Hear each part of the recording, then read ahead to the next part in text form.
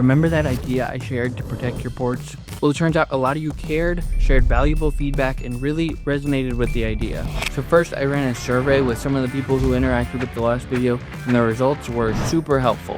The first major design change that I've been thinking about, switching from a mounted cable extension to a mounted coupler. Instead of this cable being built into the mount, you use a short male-to-male cable with the coupler and able to make it work for your setup.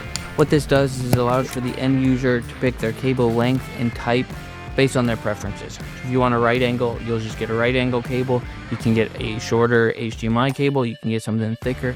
There are a couple trade-offs as well that I do want to address. First being that then the end user has to provide their own male-to-male cable to plug into the coupler. It's one more thing that the end user has to get in order to make the whole system work.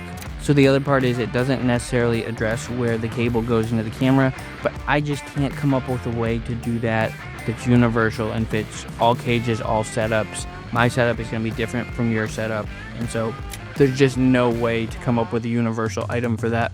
So overall, there's definitely some pros and cons to that decision. The pros obviously being the flexibility for the end user to pick their cable length, size, direction, all of those things. The con being no way to lock it down at the camera body itself. I just can't come up with a universal solution that works for everyone's situation. There's too many different variables, cages, and options out there. Everyone is too unique. Next, I want to mention what ports seem most important to those who took my survey. The resounding winner, and it wasn't even particularly close, was HDMI, followed next by USB-C and 3.5mm audio. On a note of sourcing components, these couplers are from Amazon. I do have a bulk order on the way from my supplier who can do a bulk order.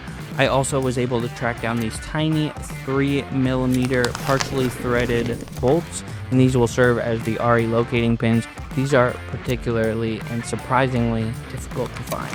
That's all for our updates today. Be sure to follow if you like seeing this idea and process come to life, because in the next video, we're going to jump into the design and prototyping phase and see how this thing actually works.